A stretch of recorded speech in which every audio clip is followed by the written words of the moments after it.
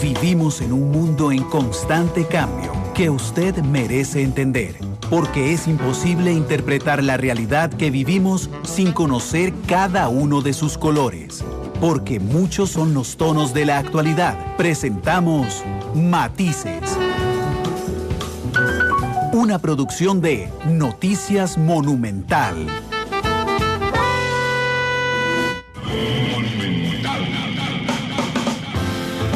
La radio de Costa Rica, 2 de la tarde con 6 minutos. Muchas gracias por acompañarnos en este tercer programa de la semana.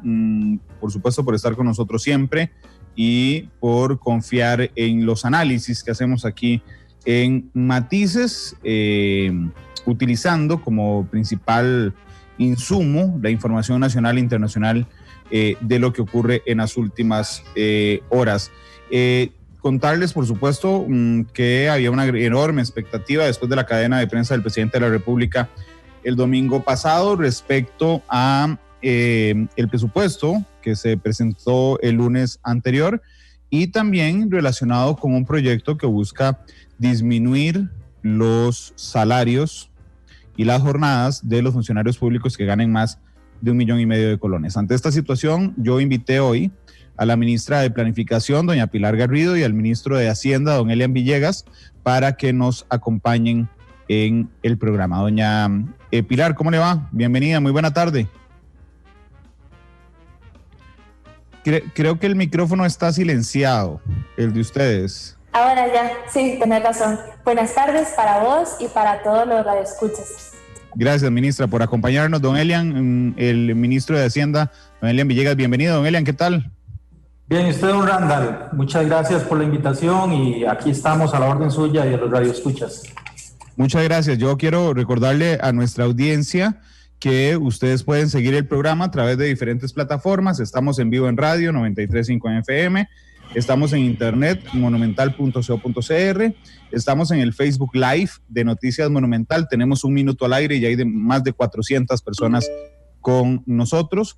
Ese programa lo pueden observar esta noche a través de Canal 2 y pueden enviar también sus consultas y comentarios a través del WhatsApp 899-359-335.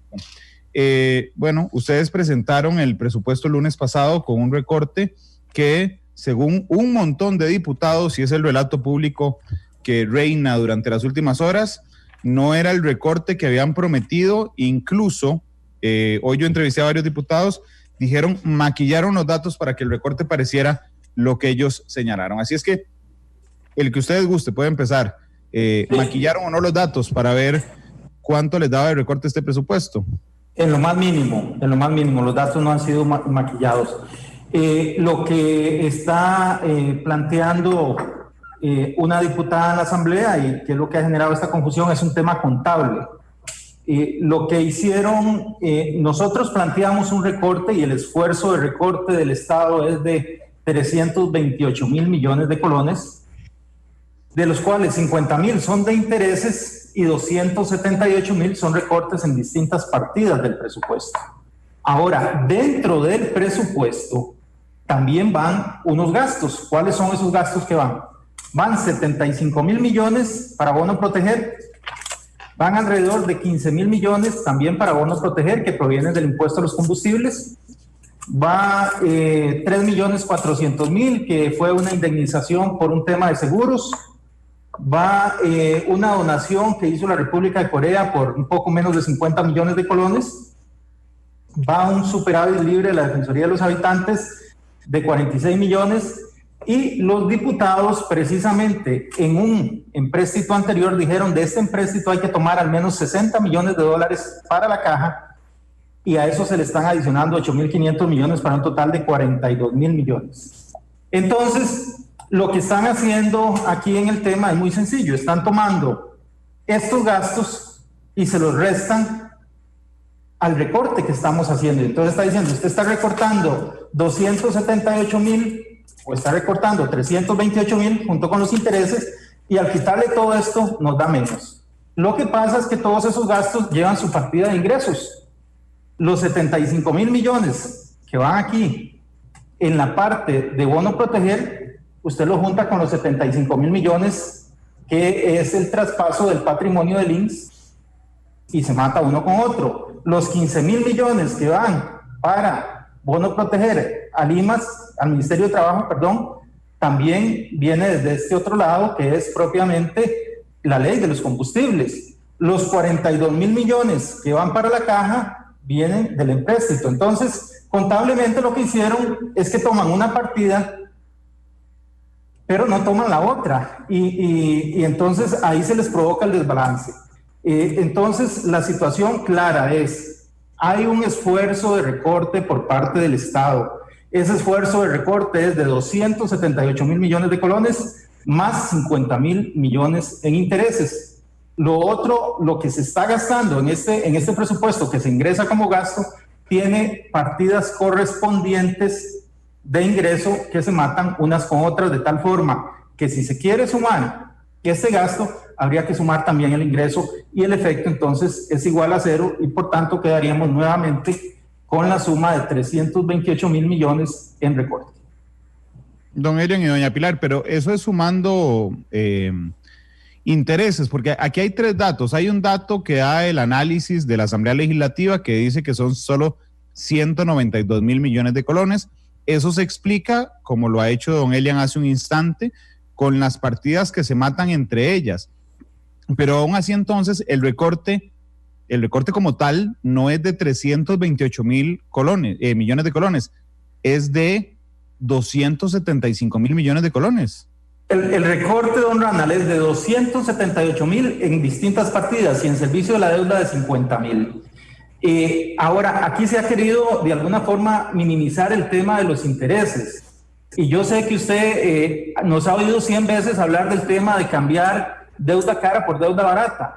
El resultado es ese, el resultado es que podemos eliminar partidas de intereses, y es fundamental el tema de los intereses. En lo que estamos trabajando, en todo el tema de lo que es controlar el déficit financiero, tratar de hacer ese esfuerzo y tener éxito en ir reduciendo las partidas de pago de intereses es parte del éxito. Si no recortamos esos 50.000, si no hubiéramos tenido éxito en recortar esos 50.000, entonces esos 50.000 hay que irlos a financiar. Entonces es un recorte en servicio de la deuda. Bueno, déjeme ver si le entiendo en toda la amplitud lo que nos está explicando sobre el servicio de la deuda.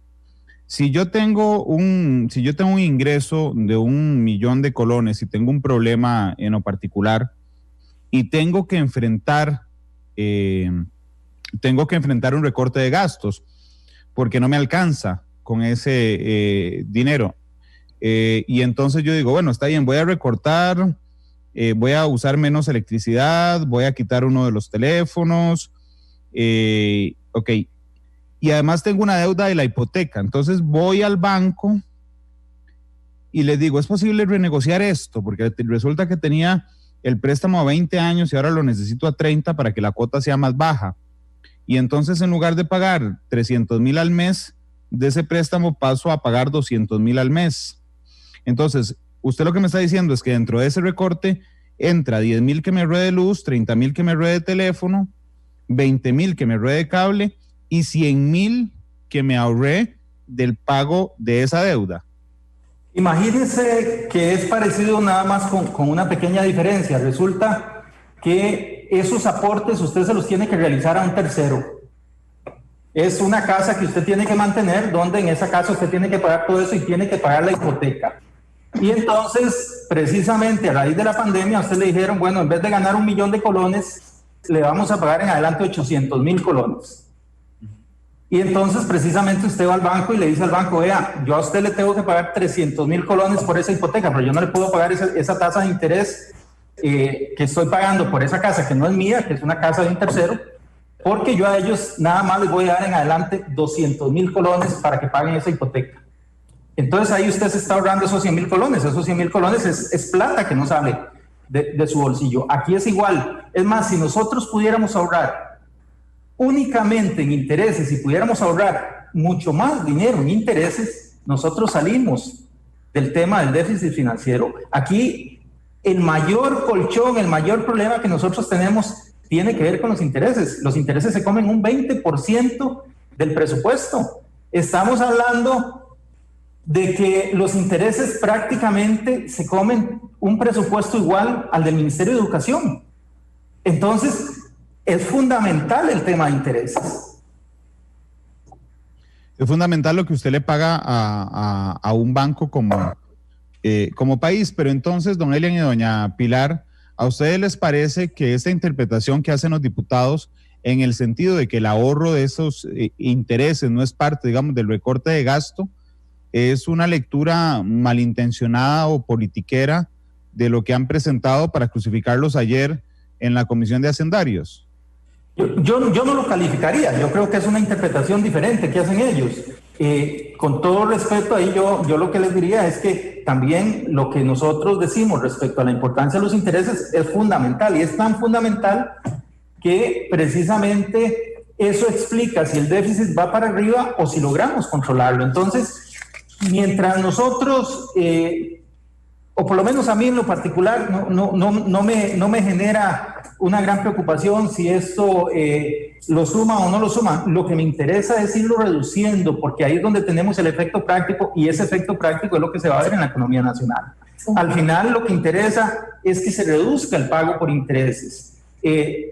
Ahora fueron 50,000, ojalá hubieran sido más. Espero que de aquí a fin de año podamos decir, ok, otros 50,000 más. Son 50,000 y 50 que no hay que financiar. Y entonces, desde ese punto de vista, es plata que estamos recortando del presupuesto. De hecho, lo estamos llevando y quitando el presupuesto porque está autorizado en el presupuesto. Es decir, es un gasto autorizado. Podemos ir a levantar 50,000 millones de colones para pagar intereses. Entonces, aquí lo importante es que al final de cuentas hay un esfuerzo país de 278,000 que no es ni siquiera del Poder Ejecutivo, es un esfuerzo país, porque ahí va comprendidas muchísimas instituciones, y adicional a eso hay una estrategia que se ha venido siguiendo de cambiar deuda cara por deuda barata, en la cual han participado activamente tanto la Asamblea Legislativa como el Poder Ejecutivo, y que está dando éxito. Y yo creo que eso es algo de lo que todos nos debemos alegrar independientemente de dónde estemos. Tal vez en ese punto que señala Elian, es muy importante recordar la ruta de financiamiento que nos hemos propuesto. Tenemos un conjunto de créditos con multilaterales que, si uno compara la tasa de interés versus ir a colocar eso en el mercado doméstico, nos daremos cuenta que hay una reducción de 500 a 600 puntos base, y que eso significa 0.8 Producto Interno Bruto, o sea, muchos recursos que se disminuye, y por ende ese reperfilamiento que menciona Elian de que estaría presionando menos nuestras finanzas, y no solo a nosotros, sino también que ayuda en la reactivación, porque eso significa que como no tiene que ir a Hacienda a captar en el mercado doméstico, no se le sube la tasa de interés a los hogares ni a las empresas. Entonces es un buen negocio que además nos ofrece plazos de gracia, y que no es una decisión irresponsable ni mucho menos, sino que es la correcta, y que por eso el esfuerzo de los intereses de este presupuesto se enmarca en esa ruta de financiamiento global. El recorte de cerca del 1% que se hace también de manera consciente es parte de esa ruta de financiamiento. El recorte de anualidades también es parte de esa ruta de financiamiento, y el proyecto que el Ejecutivo presentó para poder reducir jornadas también lo es. Es más, don Randall, permítame ahí tal vez ampliar un poquito, porque hay un dato que tal vez se nos va un poquito, y más que se nos va, es un poco difícil llegarle. Cuando doña Pilar y los otros miembros del Poder Ejecutivo le hablaron al país en el mes de marzo de este año, cuando arrancó el tema de la pandemia, presentaron al país la situación en la que íbamos a caminar durante el año 2020, e hicieron un cálculo. El cálculo que hicieron fue que íbamos a perder alrededor de 950,000 millones de colones en ingresos tributarios. 950,000 millones de colones. Eso, yo sé que para la inmensa mayoría de nosotros es un número muy grande, pero digamos que anda alrededor de los 1.700 millones de dólares, más o menos por ahí anda. La Contraloría General de la República viene ahora, hace pocos días, y nos dice, cuando precisamente le pedimos que nos certificara el tema de los ingresos tributarios para efectos de este presupuesto, y nos dice, no, en realidad la caída en los ingresos no va a ser de 950,000 millones, va a ser de 1.150.000 millones. Es decir, 200.000 millones más. Ahí estamos hablando como de unos 2.100 millones de dólares, más o menos. Es una diferencia de 350 a 400 millones de dólares. Entonces, nosotros en el presupuesto es equilibrado y debería tener más o menos no, igual cantidad de ingresos y gastos. Eso se equilibra cuando precisamente los impuestos no me alcanzan, se equilibra con deuda. Eso lo que quiere decir en buena lógica es que para efectos de este presupuesto nosotros deberíamos venir a pedir 1.150.000 millones de colones en deuda nueva. Pero no es eso lo que estamos haciendo. Lo que estamos pidiendo ahora es prácticamente la mitad. Son 664.000 millones de colones. ¿Y por qué es ese monto? Bueno, en parte es porque estamos haciendo un recorte de 328.000 millones de colones. Es una cantidad de dinero que no tenemos que financiar. Y en segundo lugar, porque algunas partidas de las que están incluidas ahí resulta que se financiaban con deuda.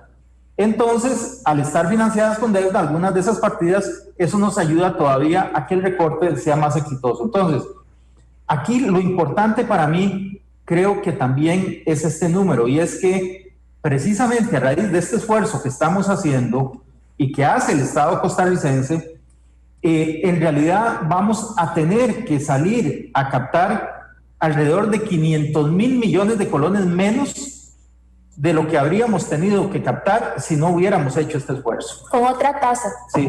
Y eso evidentemente nos pone en una situación financiera mucho mejor, porque si nosotros tenemos que salir al mercado a captar esos 500.000 millones más, ahí sí vamos a presionar todavía mucho más el mercado. Nos van a subir la tasa, entonces el colchón de intereses va, sube y sube. Y aparte de eso, le vamos a quitar dinero a todos los procesos de reactivación, a las empresas que van a ir a pedir dinero a los bancos, y a las personas que van a ir a solicitar dinero. Entonces, yo creo en lo particular que este número, este segundo número del que le estoy hablando, es para mí el número más importante en todo este tema, porque lo que quiere decir es cuánto no vamos a tener que solicitar, y vamos a tener que dejar sin solicitar alrededor de $500 millón de colones, lo cual es realmente importante y creo que revela el éxito de un recorte que al final... se lo digo así, al final ahí está el recorte en términos generales, es un esfuerzo importante, está presentado ante la Asamblea Legislativa y va a funcionar bien, independientemente de las discusiones que tengamos sobre el monto, va a funcionar bien, y creo que eso es lo que nos interesa a los costarricenses. Doña Pilar, ¿pero es del 1 o de casi el 1? El dato lo maneja mejor Elian. ¿Cuál es el porcentaje total? El porcentaje total, cuando hablamos de 328.000, es casi el 1%. Estamos hablando como prácticamente 0.9% del PIB. Yo sé, perdón, don Elian, yo sé que me van a decir que es un detalle y que es 0.1, pero es que ustedes habían prometido un recorte de al menos el 1%. Se quedaron cortos. Bueno, probablemente sí nos quedamos cortos, mea culpa ahí. Viera que es bastante difícil entrarle al presupuesto porque hay algunas limitaciones, entre ellas que no estamos hablando del presupuesto total, estamos hablando de un poco menos de la mitad del presupuesto. De esa mitad hay un 25% que hay que dedicarlo a la parte de intereses que no se puede tocar, hay otra parte que está conformada por empréstitos internacionales que tampoco se pueden tocar, y hay otra parte que son salarios que tampoco se pueden tocar. Entonces, en lo que uno puede entrar es relativamente poco, así es que nos quedamos cortos por ese punto 1, ¿sí? Ahí tengo que decirle que a pesar del esfuerzo que hicimos, pues no pudimos llegar exactamente al 1% del PIB, y nos quedamos en alrededor de 0.9. Sí, yo entiendo que debe ser complicadísimo meterse en el presupuesto, don Elian, y le agradezco que haga el mea culpa. Lo que pasa es que cuando estamos en un momento de tantísima polémica, esos detalles son fundamentales, porque ese detalle del 0.1 es altísimo. Por eso le digo que usted fue el que prometió, de hecho no solo lo hizo aquí también lo hizo, que iba a llegar al 1, y bueno, no llegaron al 1% lamentablemente, y eso también genera críticas. Sí, hay que entender también ahí, don Randall, que precisamente la forma de llegarle a más del 1 es con el otro proyecto, que es el proyecto de reducción de jornadas. Y con el proyecto de reducción de jornadas, con solo 4 meses de aplicación durante este año, sí se supera en mucho ese 1%. Pero la parte de salarios no se puede tocar si no es mediante otra ley, no en la ley de presupuesto. Claro, yo entiendo eso también y después les voy a hablar de ese proyecto, pero voy a adelantar una de las preguntas, porque ahora que me doy cuenta que no es el 1% el recorte en el presupuesto y que para llegar a ese 1% tuvieron que adjuntarle el proyecto de recorte de jornadas que a criterio de muchos diputados y analizándolo se lo sacaron de la manga, porque a veces pareciera que lo redactaron el domingo para llegarle al 1% y lo presentaron el lunes. Se los digo con todo respeto porque tiene algunas consideraciones que uno no entiende de dónde salieron. Don Randall, el tema de reducción de jornadas es un tema que ha estado bastante en la discusión, es un tema que además no es nuevo. Aquí estamos hablando de que reducción de jornadas se ha aplicado aquí en el país desde marzo. En marzo mismo fue aprobado el proyecto que autorizaba al sector privado en aquel momento para aplicar reducción de jornadas hay muchas empresas en que más bien ya en este momento están saliendo de la etapa de reducción de jornadas. Ahora lo que estamos haciendo es una ampliación donde se incluye al sector público. Claro, don Elian, no sé dónde ha visto las empresas saliendo de eso, más bien están pidiendo la ampliación de esa reducción de jornadas, pero mi pregunta es, ¿cuándo hicieron este proyecto? Porque pareciera, y se los digo con toda transparencia, que se lo sacaron de la manga para poder llegarle al 1% que no cumplieron en el recorte del presupuesto. Don Randall, respecto al 1%, yo creo que en términos generales, por lo menos yo me siento bastante satisfecho, más allá del tema de no haber llegado al 1%. No recuerdo, por lo menos, que en la historia costarricense haya recortes de este tipo en el presupuesto. Creo que no probablemente... ¿Perdón? No ha habido, tiene usted razón, no ha habido recortes. Okay, entonces... Es el recorte histórico, don Elian, perdón, es el recorte histórico más alto. Yo eso no lo voy a... No lo voy a demeritar, pero es que el que prometió un 1 fue usted, no fui yo. Sí, don Randall, hay que ponerse metas altas. Aquí nos ponemos metas altas. Yo quería llegar, es más, hubiera querido llegar más allá del 1. No pude llegar. No la cumplió. No pude llegar al 1. ¿Perdón? Pero no la cumplió, don Elian. No pude llegar al 1. Viera que no pude llegar al 1 porque el tema del presupuesto afecta muchos sectores, afecta muchas situaciones complejas alrededor, y entonces a pesar de que uno vaya con una tijera bien afilada, tal y como usted reconoce, este es el recorte presupuestario más grande de la historia, pero no pudimos llegarle al 1% cuando tenemos solo medio presupuesto, ¿verdad?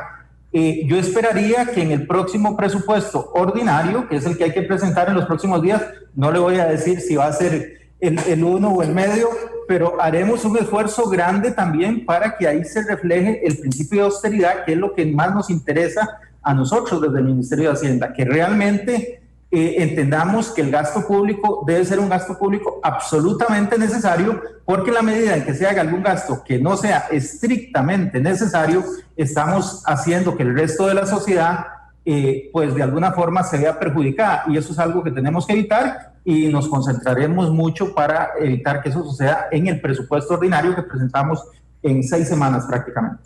Hablemos del proyecto de jornadas que usted mencionó ahora. Varias cosas en ese sentido. Número 1, la pretensión o el espíritu de este proyecto es, ante una situación de pandemia en la cual hay que revisar la contracción económica, es decir, hay que revisar el PIB porque la caída va a ser superior a la estimada del -3.6 en un principio, va a haber que ensocarse la faja mucho más. Eliana hablaba de la estructura del presupuesto, intereses, transferencias y remuneraciones. Eso es. Y hay también otras partidas en las cuales también estamos trabajando alquileres. Cada uno de nosotros, el Ministerio de Hacienda nos instruyó para poder revisitar los contratos de alquileres, tratar de renegociarlos, hacer devoluciones cuando se pueda, cuando no salga más caro el caldo que los huevos, los frijoles, porque si no es más complicado porque tiene uno que pagar indemnizaciones, pero para eso hay un trabajo que también estamos haciendo las instituciones y con el apoyo del liderazgo y la orientación del Ministerio de Hacienda. En el corto plazo, también renegociando licencias de software y otras cosas, y en el mediano plazo está el proyecto Ciudad Gobierno, que va a poner un final ya más definitivo a lo que es todo este tema de alquileres y las diferencias y cómo erosiona déficit primario. Eso es una cosa. Volvamos al tema de reducción de jornadas. La pretensión es que las personas que tenemos salarios más altos, que superan el 1,5 millones, ¿y por qué ese número? Hablemos de por qué ese número. Hay una racionalidad detrás de esto también. El valor del salario neto, el ingreso per cápita, el quinto quintil, el que tiene los ingresos más altos de este país, es de 1.339.207. Y nosotros lo colocamos a las personas que ganan más en este país. Ahí se colocó, incluso se colocó superior en 1,5 millones, y para que no coincidiera con el tramo de renta, para que hubiera un ahorro neto. O sea, sí está pensado, y estaba pensado para toda la administración pública, haciendo excepciones en la gente que está en la primera línea de atención, que son los bomberos, la policía, la caja, Ministerio de Trabajo, los cuerpos, el Ministerio de Salud, perdón. Doña Pilar, pero ustedes ni siquiera están incluidos. Sí estamos incluidos. La aspiración era, dentro de ese artículo de la administración pública, estar incluidos los ministerios también. Hay todo un tema que se abrió de que no hay una jornada porque nosotros no tenemos un régimen laboral estrictamente en el Código de Trabajo. La aspiración es que aunque yo tenga que trabajar un 500% de jornada y no tenga una relación laboral estricto sensu con el gobierno, yo también contribuyo de manera solidaria, y ese es el espíritu. Claro, y si hay que hacer algún ajuste, Randall, se hace. El proyecto prevé podamos trabajarlo en comisión, pero la visión de esto es que la gente que más gana en este país del sector público solidariamente pueda contribuir con quienes menos tienen en este momento, que puedan contribuir al gasto de proteger, que puedan contribuir a contener el déficit. Esa es la visión estratégica que hay detrás. Doña Pilar, yo no tengo duda de que la visión era que cualquier persona, funcionario público, incluyendo jerarcas que ganaran más de 1,5 millones, aportaran. Lo que pasa es que una cosa es la intención y la interpretación y otra cosa es lo que dice el texto. Y así como si alguna vez a usted el presidente de la República le pide separarse de su cargo, no tienen que pagarle derechos laborales, eso queda claro que ustedes no son parte, digamos, de la administración pública, y que ahí podría haber un error que no jamás podría señalar que fue al propio para excluirlos a ustedes, pero que sí me podría hablar de que lo hicieron, insisto, corriendo para poder presentar los dos proyectos, aunque uno ni siquiera se había socializado con diputados ni con sectores, para decir que lograron recortar el 1% o más del 1%. Esa valoración tuya no es precisa.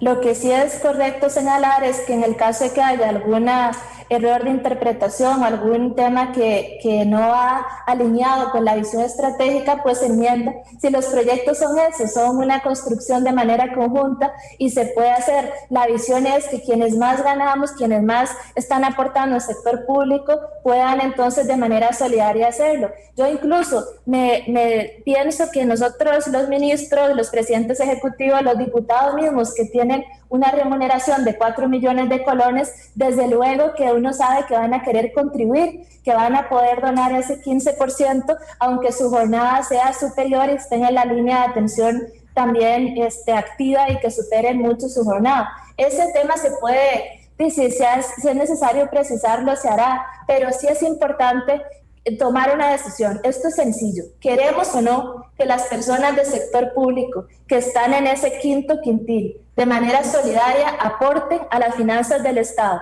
por una situación extraordinaria, la peor crisis que ha tenido nuestro país, en lo sanitario, en lo social y en lo económico. ¿Queremos eso o no? Si la respuesta es sí lo queremos, entonces hagámoslo, caminemos y ajustemos el texto en lo que corresponda, porque esta situación requiere sacrificio. Y ese es el espíritu en el cual nos estamos moviendo. He escuchado otro argumento de que por qué no se ponía un impuesto al sector público temporalmente, porque en nuestro país, en la doctrina tributaria, no se puede hacer una doble imposición. Yo a un sujeto en particular no le puedo cobrar renta, ni le puedo grabar a la misma persona la misma base imponible, la misma fuente imponible, que es el salario, 2 veces y además en el mismo periodo. Eso no está permitido en nuestro ordenamiento jurídico.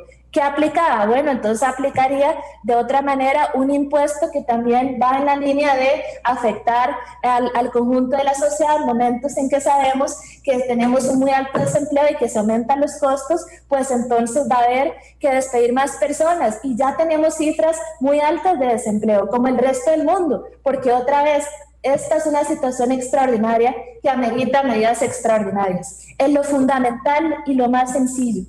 Queremos o no que esta posibilidad de tener un ingreso extraordinario de 130.000 millones, que si uno lo netea y le quita de ahí lo de la caja y le quita FODESAR, le quedan 92.000 millones, 0.26 del PIB. ¿Sabe con eso cuánta gente se puede cubrir de proteger o cuántas se pueden cubrir en lo sanitario? Es una decisión sencilla. Queremos todos aportar de acuerdo a lo que podemos o no a esta pandemia. Doña Pilar, cuando usted me dice, Randall, su interpretación no es exacta, ¿a qué se refiere? ¿Cuándo hicieron este proyecto del 15%?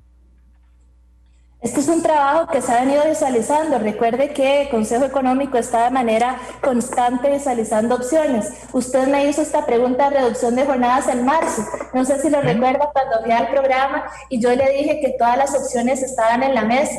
Lo recuerdo muchísimo y recuerdo muchísimo otras cosas que hablamos en esa entrevista. Ministra, pero ¿cuándo redactaron el proyecto, que presentaron el lunes? Eso es una de las ideas que se viene madurando desde hace algún tiempo y hemos venido trabajando en eso. Randa, la verdad es que no voy a entrar a donde vos querés que yo vaya, que es llegar a decir que hay un tema de improvisación. Esto es una decisión sesuda que parte de un contexto donde cada vez vemos el flujo de Hacienda más comprometido y las necesidades de financiamiento cada vez en aumento, con una contracción de la economía superior y más gente en el desempleo y en la informalidad que necesitamos proteger. Ministra, no tiene que entrar donde yo quiero que entre, pero le agradecería que me conteste lo que yo le pregunto. ¿Cuándo lo redactaron? Dándole, eso es algo que se viene trabajando desde hace tiempo. ¿Lo redactaron el fin de semana? No, desde luego que no, es algo que se viene trabajando desde hace algún tiempo. Claro. Cuando yo le pregunté en marzo, y me alegra que tenga tan buena memoria, ministra, cuando yo le pregunté en marzo que si ese proyecto estaba, y usted me dijo efectivamente, está sobre la mesa, eso es innegable, usted me dijo, está sobre la mesa y yo no tengo un solo elemento para no creerle que tienen meses discutiéndose. Lo que yo le pregunto es cuándo se concretó en un texto, cuándo se dijo, bueno, esto que venimos en un texto y presentémoslo como un proyecto de ley. ¿Eso cuándo fue? Sí, nosotros ya la concreción la tuvimos hace un par de semanas en relación con esta iniciativa. También hay otras sobre la mesa que hemos venido trabajando. Deme un segundo porque creo, o soy yo o se nos apagó en algún momento no te estamos oyendo muy bien. El audio.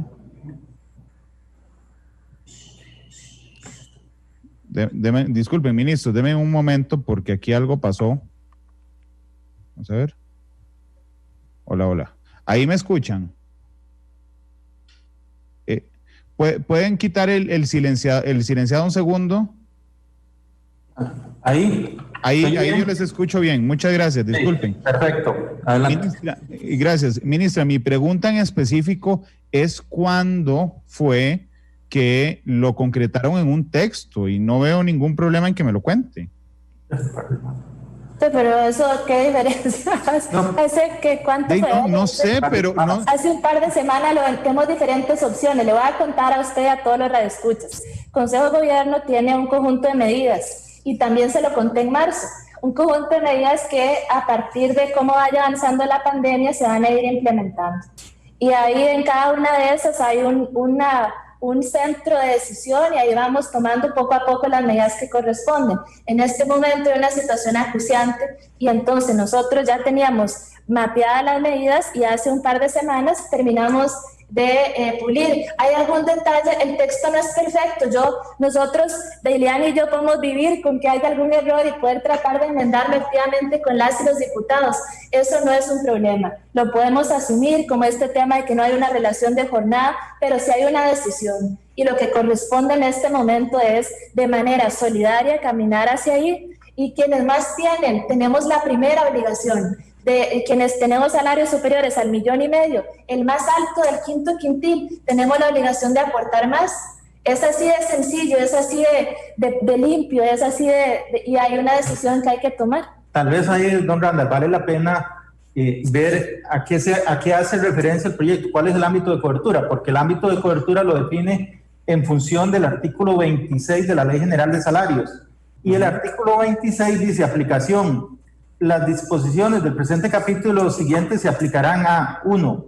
La administración central, entendida como el Poder Ejecutivo y sus dependencias, así como todos los órganos de desconcentración adscritos a los distintos ministerios, el Poder Legislativo, el Poder Judicial, el Tribunal Supremo de Elecciones y las dependencias y los órganos auxiliares de estos. 2. La administración descentralizada, autónomas y semiautónomas, empresas públicas del Estado y municipalidades.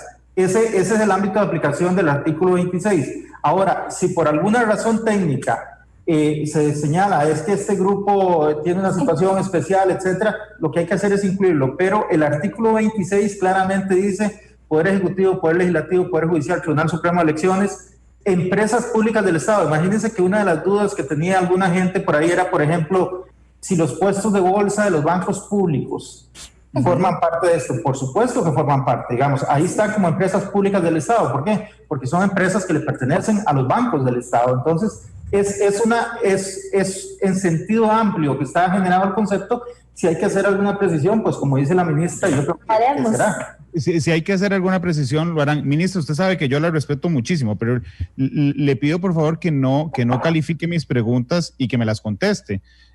Puede ser que a usted no le parezca importante cuando se redactó el proyecto y no debería hacerlo, pero le quiero explicar por qué a mí sí me parece importante. A mí me parece importante porque cuando uno pega las cosas y entonces uno dice, suave, resulta que no es el 1, sino es el 0.9. Pero además, y usted tendrá que aceptarlo, el lunes fueron a 7 días con el colega Rodolfo González. Yo entiendo que usted después explicó que no tenía el dato a mano, pero lo que se pegaron fue un batazo de cuánto significaba esto en el impacto de la caja, y yo creo que ustedes lo han interiorizado ya. Quedaron horribles el lunes en la noche, dando la impresión de que era justamente un tema hecho a la carrera. Después, ayer van a la Asamblea Legislativa y Villalta los desarma en ese proyecto en particular, diciéndoles: ustedes no se han dado cuenta que ustedes no están incluidos, y además, ¿cuánto es el impacto en FOESAF? Y tampoco le saben decir. Es decir, cuando uno pega todas las cosas, por eso es que me parece relevante cuando hicieron el proyecto, porque hablemos de los números. Ministra, da la impresión de que no sabían nada. Randall, es que usted también, como yo de los radioescuchas, sabe la complejidad que tiene el empleo público. Hay a nivel de microdatos, al tener ese alcance, una complejidad que requiere afinar los números de manera muy pura para poder identificar del total de las contribuciones sociales cuánto corresponde a la caja, cuánto corresponde a Banco Popular, cuánto corresponde a cada uno de estos. Quizás sí, en ese momento sí no teníamos el dato a mano, es correcto, y además era el número grueso de todas las contribuciones. Déjenme entrar en los números un momento para poder ilustrar en esta materia. El ahorro bruto de esta medida son 160.000 millones de colones. Cuando uno de esos 160.000 millones de colones le quita lo que es parte de los impuestos, en este caso de la renta, hay que restarle 30.000 millones de colones. Después de esos 30.000 millones de colones, entonces teníamos un ahorro de 130.000 millones de colones. De esos 130.000 millones de colones, que sería el ahorro neto, si uno quisiera pagar de ahí, de ese monto, que puede ser de cualquiera porque el dinero es fungible, ya lo puede tomar de otra fuente de financiamiento, pero digamos que si lo queríamos tomar de esos 130.000 millones de ahorro neto, restamos los 32.000 millones de la caja y restamos los 6.000 millones de FODESAF, vamos a tener un ahorro por ya neto, quitándole estos dos compromisos de 92.000 millones, eso es 0.26 del Producto Interno Bruto. Eso es mucho dinero y es un dinero que en este momento, dada la tensión en la liquidez que tenemos por los ingresos caídos y las necesidades tan altas que tenemos para poder proteger a las personas, es necesario contar con esos recursos. Entonces esa fue la manera en la que hemos venido trabajando. Yo en su momento le dije que con todo gusto le mandábamos los Exceles, los escenarios,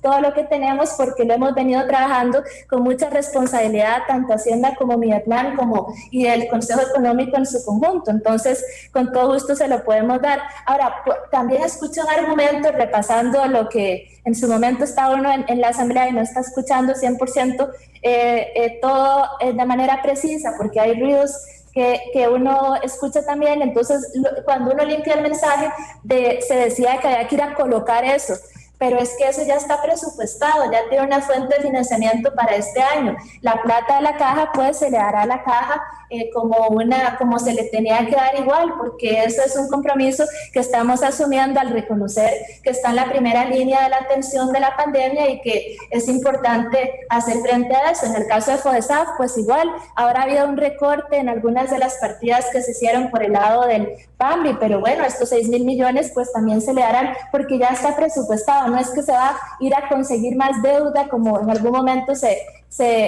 intuyó de la intervención del diputado, sino que está ya en el presupuesto. Y lo otro es el dividendo extraordinario que estarían incorporando como una fuente de financiamiento no deficitaria las autónomas a Hacienda. Y con esos recursos, entonces, los 92.000 millones, poder contar con 0.26 adicional que contiene el déficit y que también le da margen para poder ampliar, proteger o para poder hacer transferencias al Ministerio de Salud. Es una propuesta. Claro, y le entiendo que en resumen lo que me está diciendo es que para ustedes vale la pena, es decir, que la ganancia es más que lo que se podría dejar de percibir a través de renta, a través de la caja y a través de FODESAF. Pero tengo una pregunta matemática, ministra. ¿Esos son los únicos 3 cargos o 3 rubros que se ven afectados con la disminución? Porque no hay más cargas sociales respecto a ese monto. Hay un componente que se refiere al salario escolar, que es una de las cosas que se están analizando y que también hemos presentado a la Asamblea Legislativa, que es justamente gravar salario escolar. Entonces, dependiendo de la decisión que se tome en relación con ese proyecto para compensarlo de canasta básica, habría que volver a estimar el dato, pero también lo tenemos y también tenemos el otro de Banco Popular. Como a mí me dicen que es que yo solo destruyo y que los agarré de piñata hoy, quisiera también construir algo con ustedes, hacerles una pregunta realmente constructiva. Yo entiendo que la situación está muy complicada, muy complicada, que los ingresos, con el dato que brindaba don Elian y que le ha puesto que lo ha subrayado tanto, de la disminución de los ingresos es realmente grave. Y se los digo con toda sinceridad, yo no entiendo, creo que se los había dicho en privado también, yo no entiendo por qué el gobierno de la República renuncia temporalmente al IVA en la canasta básica, que tiene un impacto de 2.000 colones en una familia del primer quintil al mes. Okay, yo realmente no entiendo por qué abandonan eso.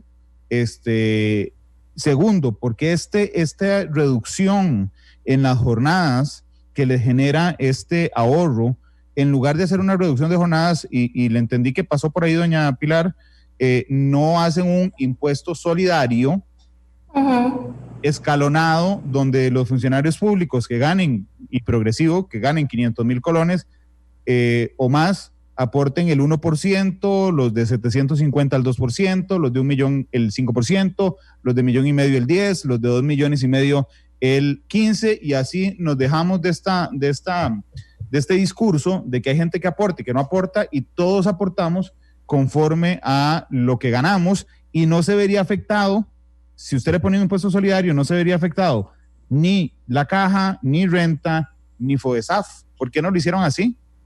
Porque hay un tema de la doctrina tributaria que no permite nuestro país y lo hace, le agregaría un vicio de constitucionalidad si uno grava al mismo sujeto, a la misma fuente imponible y además grava el mismo periodo. Entonces, doña Pilar, perdón que la interrumpa, pero ustedes no habían propuesto ya, bueno, digo, y además se le había salido al exministro de Hacienda, no habían propuesto ya un impuesto solidario. Por eso es que en este momento lo que estamos haciendo es reformulándolo y presentando una propuesta de esta naturaleza. A ver si le entendí, perdón, doña Pilar, y discúlpeme de verdad que le interrumpa tanto, pero es que quiero quedar claro. Usted lo que me está diciendo es que ya habían pensado en el impuesto solidario y en el camino se dieron cuenta que no lo pueden hacer y entonces por eso están hablando de una reducción de jornada. Esa fue una propuesta del ministro de Hacienda anterior, de don Rodrigo, y en su momento se hizo el análisis jurídico correspondiente y también hay un proyecto en la Asamblea Legislativa en este momento que es solo para sector público y pues no se puede hacer solo para sector público porque puede resultar discriminatorio. Por otro lado, el tema es que estaría habiendo doble imposición, el mismo sujeto, la misma fuente y el mismo periodo. A mí no me pueden cobrar dos por renta y luego por renta el mismo salario que me cobren otro monto porque no es constitucional. Entonces le dije, perdón, que iba a ser constructivo, doña Pilar, y le tengo la salida legal para que no sea inconstitucional y no sea una doble imposición. Póngale una sobretasa temporal.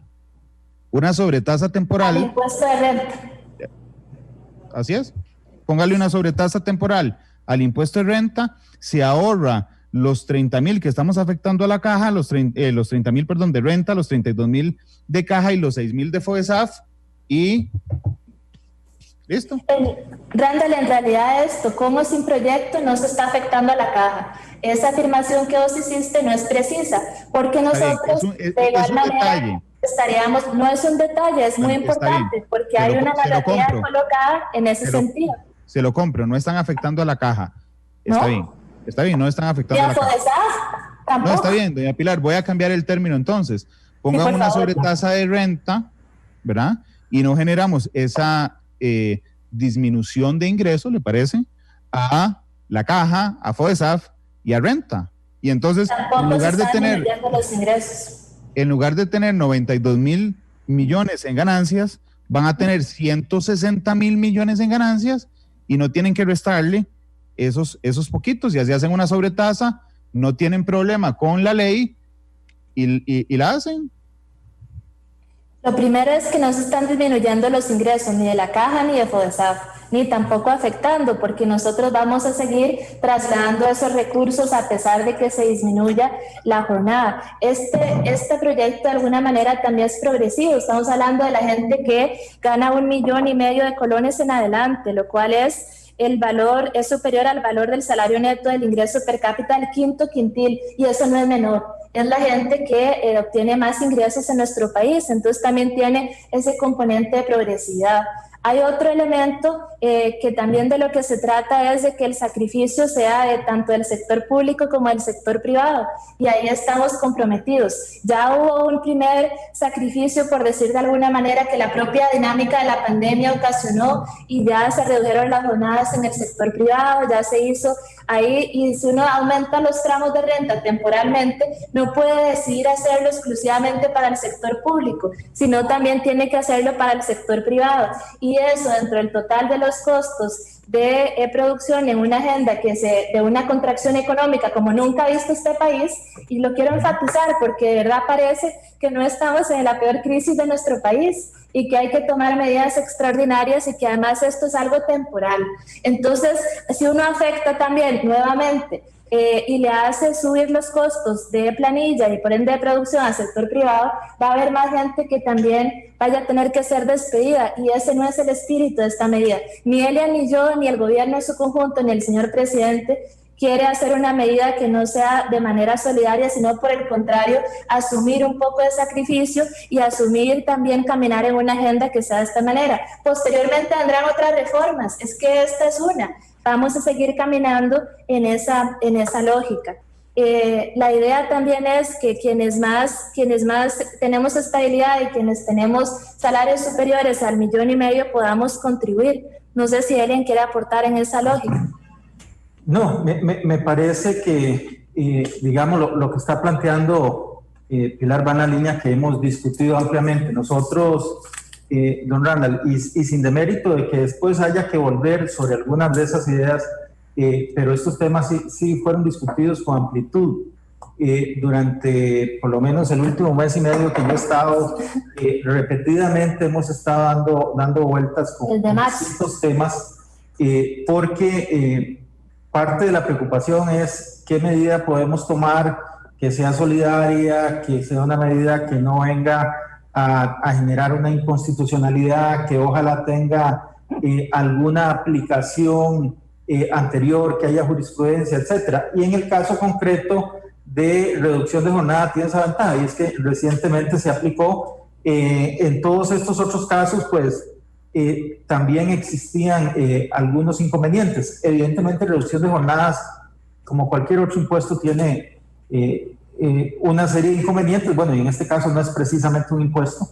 Claro, pero es que, don Elian, tiene afectación en dos cosas: en el ingreso y en la prestación del servicio.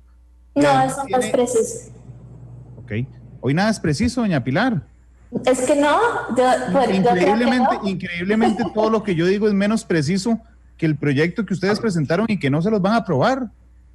Bueno, si lo aprueban o no, eso es una decisión de la Asamblea Legislativa. Ya el Poder Ejecutivo hizo una propuesta y estamos abiertos a enmendarla y hacer todas las observaciones, acogerlas y trabajar de manera conjunta. Si no se aprueba, bueno, pues es una decisión soberana de otro poder de la República y se acepta respetuosamente. En el segundo tema, no es cierto que haya una disminución de los ingresos. Yo sé que ese es un tema que se ha colocado, pero es falso. Nosotros igual vamos a trasladarle los recursos a FODESAF, no hay ninguna afectación al programa social, esos 6,000 millones se le trasladan, y también a la caja. Ahí no va a haber ningún tema porque además ya está presupuestado y se le traslada y no hay ninguna afectación. Y sí estaríamos obteniendo 92,000 millones adicionales, punto 26 de Producto Interno Bruto, para poder seguir ayudando a personas que en este momento no tienen los medios. Y aquí sí creo que es importante decir una cosa, Randall: solo juntos y juntas, de manera solidaria, va a ser posible salir de la peor crisis económica, social y sanitaria del país. Hay que situarse ahí porque esto no es cualquier momento de la historia. Yo tampoco quisiera tener que aplicar determinadas medidas, pero se hacen porque es lo responsable. Si hay algún tema en relación con la relación propiamente jurídica, estatutaria de algunas autoridades, pues se hará, pero yo confío y sé que todas las autoridades de los supremos poderes estamos dispuestos a sumar a este esfuerzo, porque esta es una crisis como nunca ha habido. Tal vez no le ponen una sobretasa, siendo constructivo de verdad. Vean, están dispuestos a perdonar durante un año el IVA a la canasta básica, que le da trazabilidad. El gran tema con el 1%, y ustedes lo saben muy bien, era la trazabilidad de los productos de la canasta básica, que tiene un impacto mínimo de 2,000 colones en una familia del primer quintil, que además tiene un efecto mucho más grande en la gente que más tiene y que compra más productos, ¿verdad? Entonces están dispuestos a hacer eso, pero yo les puedo decir, bueno, pónganle una sobretasa a la renta en los escalafones más altos y obtienen 260,000 millones de colones, y pareciera, y se los digo porque a los dos los conozco mucho y los respeto enormemente, que están casados absolutamente en esa tesis y que no aceptan ninguna crítica al proyecto que lleva meses redactándose entonces, según doña Pilar, de la reducción de jornadas. Tal vez don Randall. Pero redactándose 2 semanas, dije yo eso, en eso 2 semanas, bueno. Preciso. 2 semanas, nada es preciso hoy, doña Pilar. Dos temas nada más. En el tema de que estamos dispuestos a renunciar al IVA en la canasta básica, precisamente, no sé si tiene por ahí en mente, hace un par de semanas, cuando estaban los diputados en receso, la semana pasada, pues sí, el tiempo aquí se le va a uno de una forma distinta. Le envié una nota a don Eduardo Cruzan donde le hacía ver la importancia de que se llevaban adelante un proceso de nueva exoneración del IVA, porque ya no puede ser una prórroga a la exoneración anterior, ahora es una nueva exoneración del IVA. Debían tener mucho cuidado en procurar una fuente alternativa de ingreso para que no se diera esa descompensación. Esa fue la posición nuestra. Don Elian, pero hagan las dos cosas, no renuncien a la trazabilidad del IVA, tienen el 10% del IVA y ya, listo, ya eso está. O sea, ya no hay que hacer nada, ahí está. Y lo que le quiero decir mueven la renta del salario escolar, que yo hoy hablé con José María Villalta a las 12 de la tarde, a las 12 en la entrevista, me dijo, bueno, es que si se acumula todo de golpe nos van a cobrar más, pero estoy dispuesto a sentarme a negociarlo. José María Villalta, imagínense. Entonces mejor dejar el IVA quedito y propone la renta al salario escolar. Regáleme nada más 10 segundos para decirle lo siguiente. A nosotros no estamos renunciando al IVA. Precisamente lo que estamos diciéndole es, no, el IVA en canasta básica no. Ahora, es una decisión que depende de los diputados. Y si la mayoría de los diputados al final deciden que hay que hacer una nueva exoneración para el IVA de canasta básica, pues a nosotros como Ministerio de Hacienda nos tocará ajustarnos a eso. Nuestro planteamiento ha sido que no estamos de acuerdo con que ocurra una nueva exoneración en el caso del IVA. Ahora, en el caso de este proyecto que presentamos ahora de reducción de jornada, yo lo que creo es que en general hay un objetivo que se busca, hay una serie de limitaciones que hemos visto a lo largo del tiempo en otras alternativas, incluyendo esta que usted plantea. Evidentemente, si a lo largo del camino vemos que una de esas alternativas jurídica y económicamente se puede acomodar mejor, yo creo que tanto Pilar como el resto del Poder Ejecutivo no tenemos mayor problema en eso. Es decir, nosotros no es que estemos absolutamente casados con eso. Ojalá hubiera alguna alternativa que jurídicamente nos permita un objetivo, al menos parecido, lograr el objetivo que queremos con esto, y que adicionalmente genere menos problemas. Si es así, eso sería el mundo perfecto. Yo con eso puedo estar seguro que no tengo ningún problema. Don Elian, pero vamos a ver, el IVA de la canasta básica está bien, ustedes no están renunciando porque ninguno de ustedes ni el gobierno está proponiendo eliminarlo, pero entonces yo esperaría que la fracción legislativa del PAC, que la fracción de gobierno, no apoye quitar el IVA de la canasta básica. Y segundo, ustedes ya pueden ponerle renta al salario escolar, ni siquiera necesitan una ley, porque la Sala Constitucional ya dijo en un voto reciente, doña Pilar, ya le doy la palabra con gusto para que me diga que soy impreciso, pero la Sala Constitucional recientemente dijo, señores, es parte de el salario, y por lo tanto, póngale IVA ya. Claro, lo que pasa es que... póngale renta. Renta, sí, claro. No, y en eso vamos a caminar como una decisión. Ahí, con el apoyo de la Asamblea Legislativa. ¿Por qué? Porque resulta que hubo una ley que lo exoneró en el año 94 y que entonces dijo que está exonerado ese componente, lo cual no se entiende porque, como bien vos decís, es un componente, es parte del salario, entonces tiene que tener el mismo tratamiento que el resto del salario. Entonces, bueno, por eso es que vamos a avanzar en esa lógica. Entonces sí van a ponerle renta. Sí, claro. Digamos, no por proyecto de ley, no por proyecto de ley. No se puede. Porque se exoneró, es que se ha exonerado, Randall. Hay un proyecto específico, sino el otro mecanismo sería que lo podemos revisar a ver si es factible plantear una inconstitucionalidad de la ley que exoneró el salario escolar, pero hay una ley que exoneró el salario escolar. Sí. Entonces, es más rápido grabarlo en la Asamblea. Y lo que estamos solicitándole a la Asamblea no es ni siquiera grabarlo, es eliminar la exoneración. Entonces, ese es el camino. Nosotros lo que dijimos fue, desde el punto de vista económico, si usted va a continuar por la senda de por un año más, no grabar la canasta básica con ese 1%, entonces al menos compensemos el ingreso eliminando la exoneración al salario escolar. Ese fue el planteamiento que nosotros hicimos desde el mes de junio. Correcto. Entonces, por esa la senda que hemos venido caminando nosotros en lo que tiene que ver con canasta básica. Y lo otro que quería hablar con ustedes presentan, y voy a devolverme el presupuesto, una reducción. Perdón, doña Pilar, ¿quiere decirme algo del proyecto antes de yo volver a pasar el presupuesto?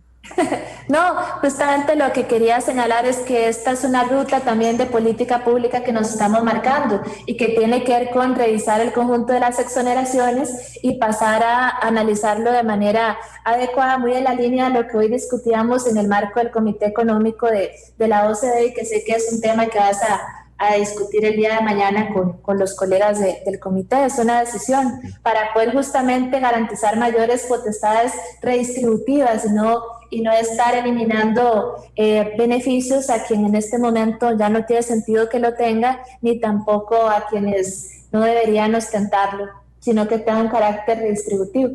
Lo que les iba a decir, y es muy técnico, ustedes presentan una reducción de 328,000 millones de colones el lunes a la Asamblea Legislativa. Sin embargo, si mi memoria no me falla, con el tema de la regla fiscal, no puede haber un crecimiento superior al 4,16%, no solo de lo presupuestado, sino de lo devengado, es decir, de lo que efectivamente se ejecutó.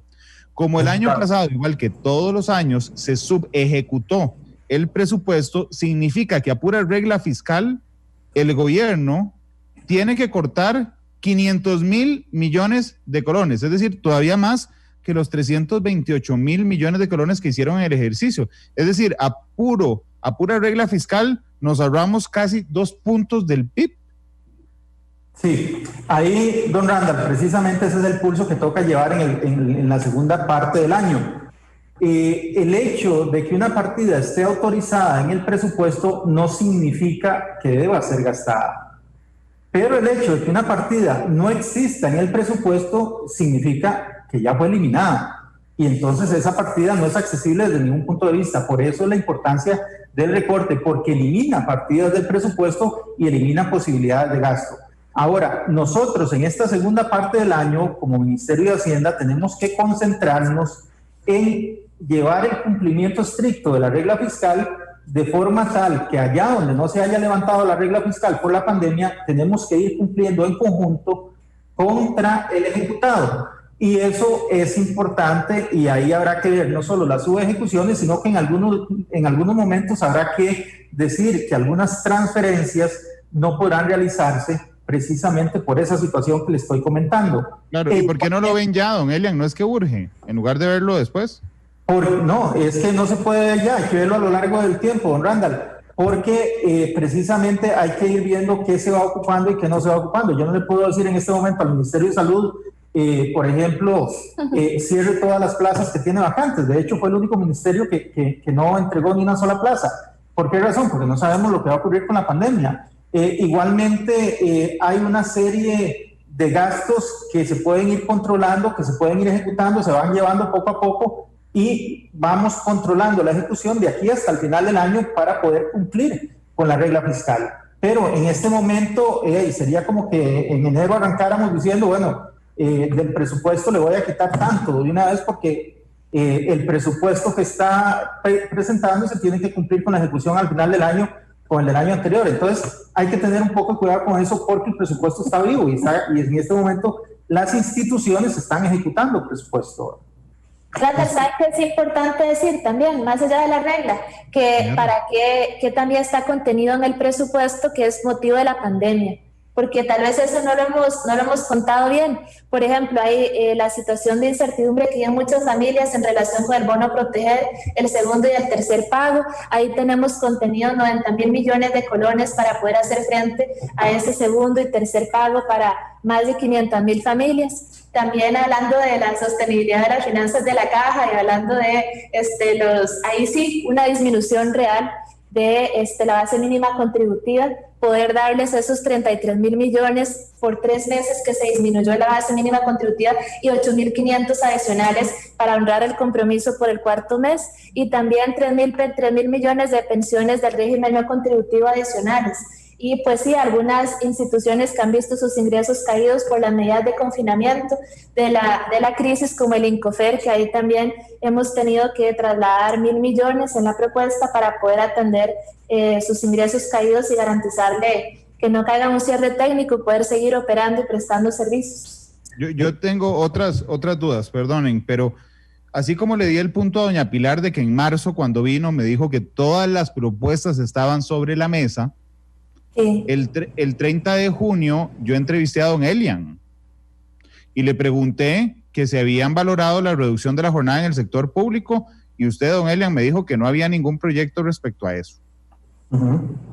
Así es que si tiene razón usted, lo hicieron a la carrera, y si tiene razón doña Pilar, usted se equivocó.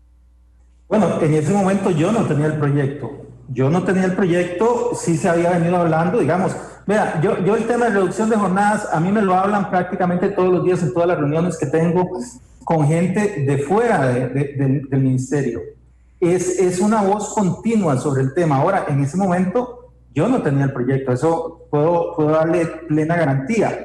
En este momento, aquí está el proyecto y yo creo que vale la pena valorarlo. Ahora, en el tema informativo puramente, don Randall, y no me refiero a usted, me refiero a la discusión que se genera en general. Yo no recuerdo que en el proyecto anterior, que era para el sector privado, se diera una discusión tan grande sobre cuánto se dejaba de percibir asignación. Claro que no, porque era privado, don Elian. Pero asignaciones igual, los privados igual pagan para asignaciones familiares, igual pagan para el INA, igual pagan para la caja. Usted tiene toda la razón, toda la razón, don Elian. Por eso, entonces... Volvieron los diputados para que a nosotros nos pudieran rebajar la jornada y el salario. Tiene toda la razón. Por eso, es decir...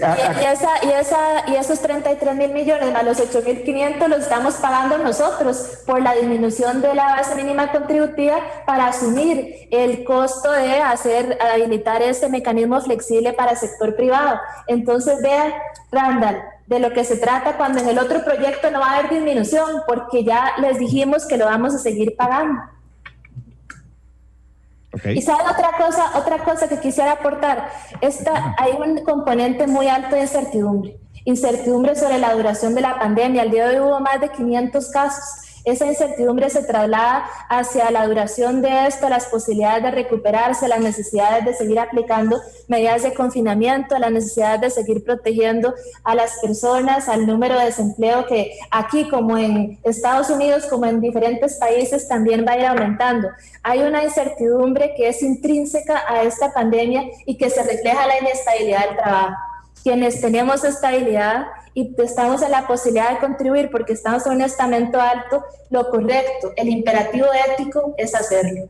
Porque hay en el sector privado muchísima inestabilidad en cuanto a esto y no hay las mismas posibilidades. Y ahí se aplicó desde la persona que gana el salario mínimo minimorum en adelante. Y aquí buscamos hacerlo de una manera que no se pudiera tocar a los estamentos más bajos, a las personas que están desempeñando trabajos que sabemos que tienen menor calificación y que por ende tienen mayores necesidades en sus hogares. Entonces mejor pongan una sobretasa de renta y así todos aportamos, porque es que siguen habiendo dos Costa Ricas, las que los diputados corren para que nos hagan recorte de salario y suspensión, la de los funcionarios públicos que ganan más de 1,5 millones y la de los funcionarios públicos que ganan menos de 1,5 millones, y la Costa Rica que tiene salario escolar exonerado y la que no tiene ni exoneración ni salario escolar.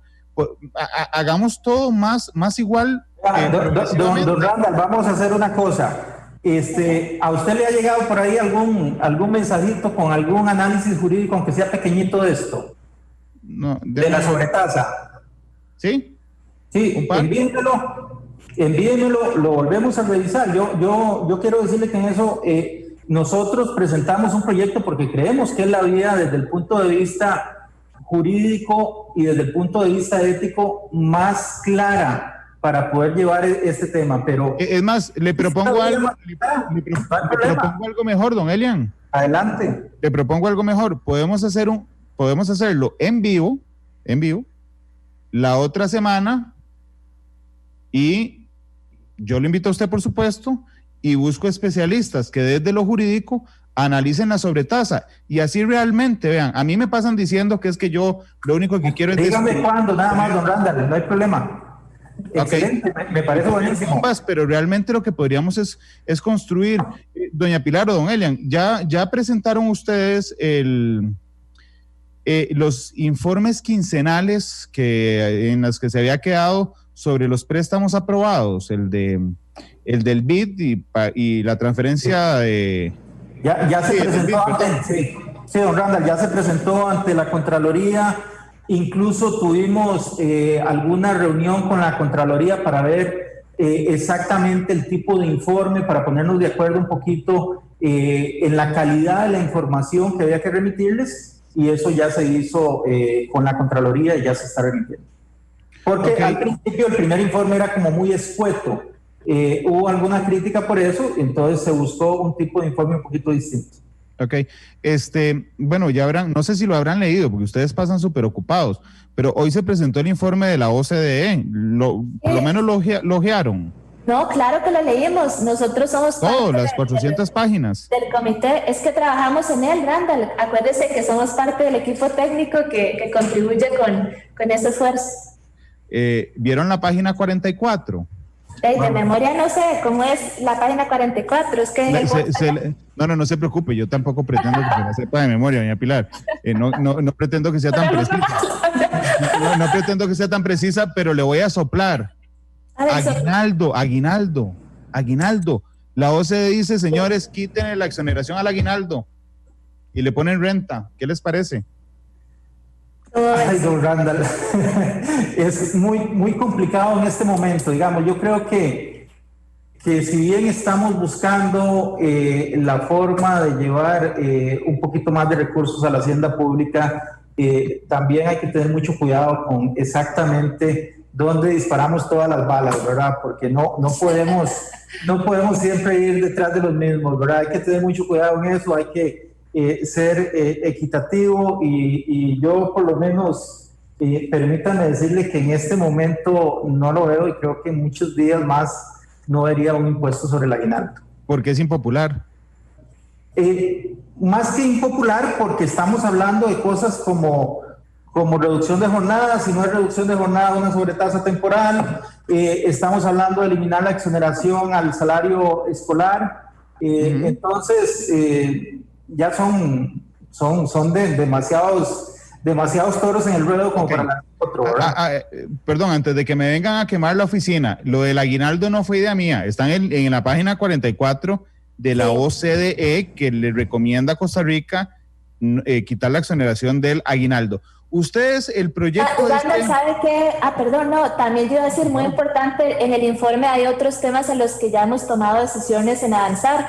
Por ejemplo, habla sobre la necesidad de buscar mayor equilibrio en términos macroeconómicos, ahí estamos presentando ya desde hace meses el proyecto de empleo público, también de mejorar la gestión de la deuda, y ahí hay un trabajo que se está haciendo para reperfilar y para hacer con unos proyectos, según un informe que tenemos del Fondo Monetario, ya está tratando también de hacerlo más, poder integrar mejor crédito público con la tesorería. Y otro tema también muy importante que en lo que estamos trabajando tiene que ver con todo el tema de incentivar las posibilidades de competencia. Si vos leíste el informe bien, hay una parte que habla sobre la necesidad de la mejora regulatoria, de intervenir en mercados, de poder revisar las exoneraciones, de poder reducir los costos de transacción por concepto de toda la tramitología, poder hacer activos. Ese tipo de cosas. Nada más quería comentar que en eso estamos trabajando de manera decidida. Sí, pero es interesante, digo, yo también tengo aguinaldo, lo espero con muchas ansias, y a mí, Randall, no me serviría que lo graben, pero es que la contradicción es particular en el sentido de que vamos para la OCDE, vamos a hacer todo lo que nos dice la OCDE, porque la OCDE es la última Coca-Cola del desierto, perdón, ya dije una marca, y entonces la OCDE nos dice, graben el salario escolar, jamás en la vida están equivocados. Don Randall, es que yo creo, don Randall, que ahí hay que tener cuidado con una cosa, digamos, el hecho de que entremos a la OCDE no significa necesariamente que tengamos que aplicar todas las recetas de la OCDE.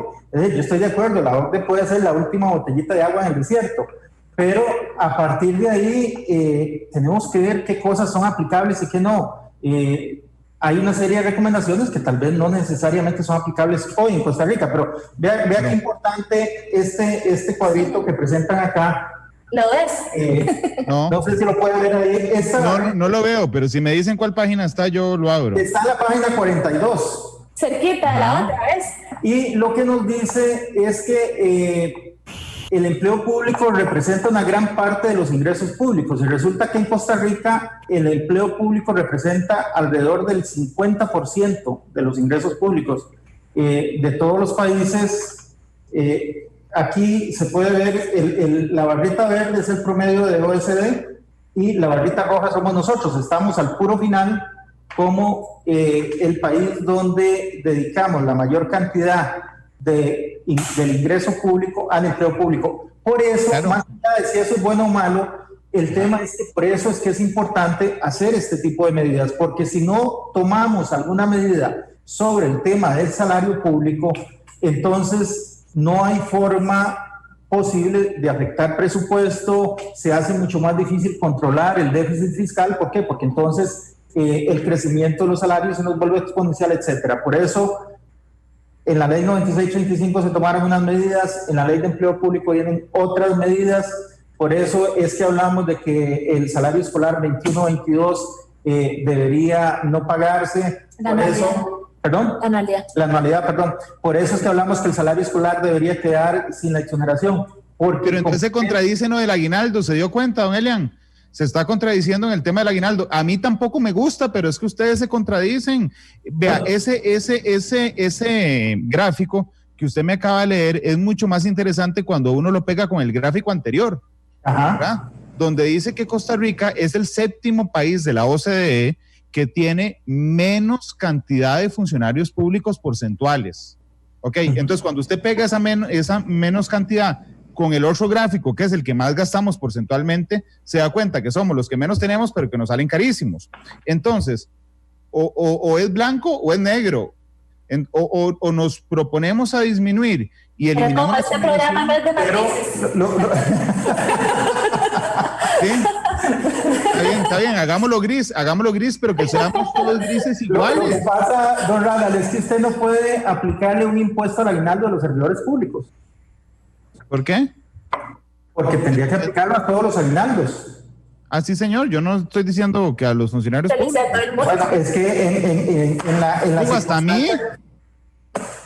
hasta a mí, yo le diría, aplíqueselos a todos y me lo quita a mí. Y no puedo, es solidaridad, es un tema de legalidad también.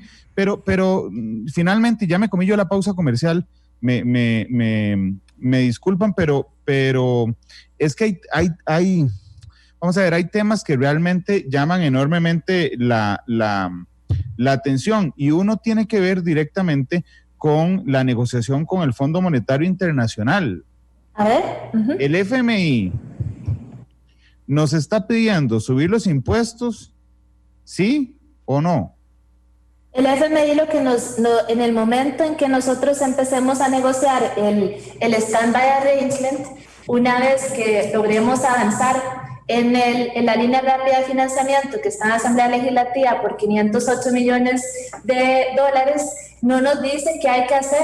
Lo que el Fondo Monetario Internacional nos dice, el tamaño del ajuste que necesitamos hacer en relación con el déficit fiscal. Entonces nos dice, bueno, usted de aquí al 2023, por ejemplo, en 3 años, tiene que ajustar al 2024 un 2%, un 3%. Y el marco de políticas públicas por el lado de los ingresos, del gasto y de la venta de activos, pues lo tiene que definir el gobierno de la República en conversación con la Asamblea Legislativa y en el marco de un proceso... ¿Y si no nos prestan?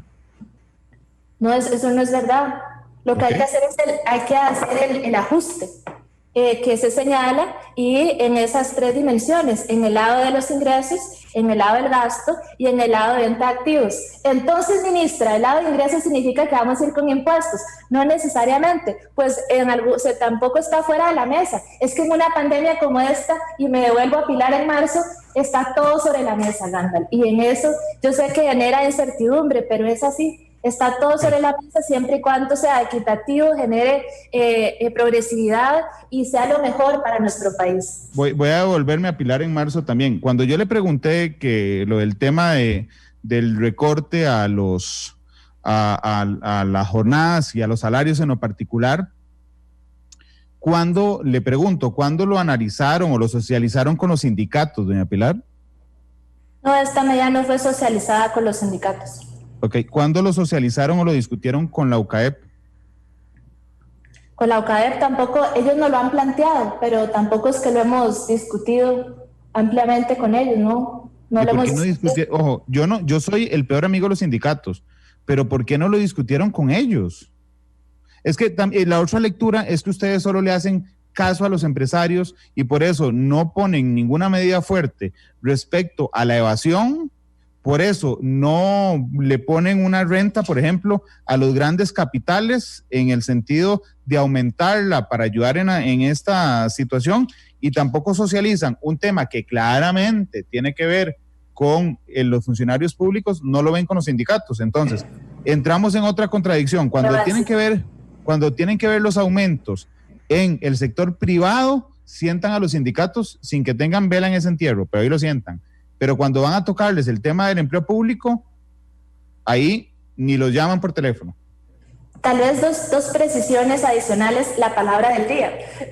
Quizás señalar de que nosotros sí estamos avanzando en lo que tiene que ver con la evasión y con la elusión. Hay medidas administrativas que quisiera Elian explique, pero también hay un crédito que se mandó a la Asamblea Legislativa ya, y es el de Hacienda Digital, y lo que busca ahí es poder remozar todos los sistemas informáticos de Hacienda, que son muy rudimentarios, para poder tener mayores posibilidades de hacer inteligencia y entonces tener posibilidades de rastrear mejor tu consumo y tus ingresos, y a partir de eso entonces poder cobrarte en función de ello. Hacienda Digital da un rendimiento de 0.7 del Producto Interno Bruto, y eso no es nada despreciable y es una medida que va al corazón de combatir la evasión y la elusión.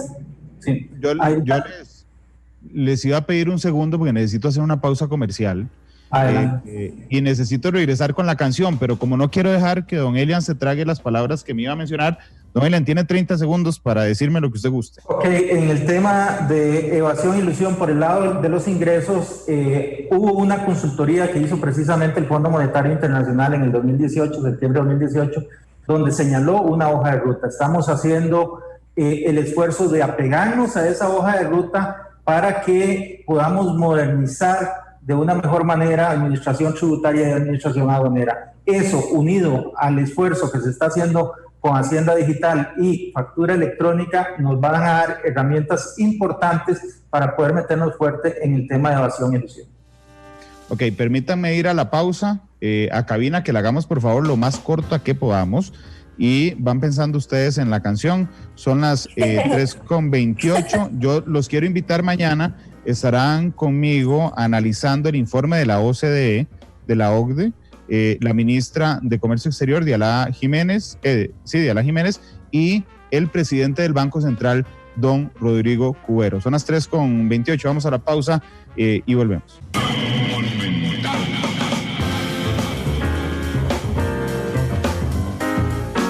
Son las 3 de la tarde con 32 minutos. Muchas gracias por estar con nosotros. Doña Pilar, don Elian, muchas gracias por estos minutos, por ampliarme sus respuestas y por responderme también las consultas que tenía respecto a estos temas. Doña Pilar, muchas gracias. Gracias a usted, Randall. Ha sido un placer acompañarle y siempre a las órdenes. Y gracias, don Elian. Con mucho gusto, don Randall. Jueves 23 me quedaría perfecta la reunión próxima para ver el aire. Jueves 23. Sí, señor. Ya lo coordinamos, don Elian. Yo coordino para discutirlo al aire. ¿Quién escogió la canción? Yo. Porque Doña yo Pilar. tengo un gusto musical impecable. Sí, yo se lo dije la última vez que vino. Realmente espero que me dé bien el título de la canción y sea bastante precisa, ministra. All of My Love de Led Zeppelin. Led Zeppelin, despide matices. Gracias a los dos. Nada más, usted me hace el favor y me avisa cuando tiene lista. Ahí está. All of My Love de Led Zeppelin. Hasta luego. Muchas gracias. Feliz tarde. Gracias, hasta luego.